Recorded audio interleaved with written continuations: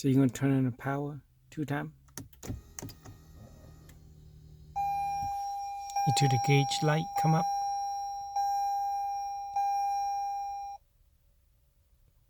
And you'll be using this pad here to move back, up, down, left, and right. So what you can do is first is push back, and you can go up to the setting, and now you're going to go to the right.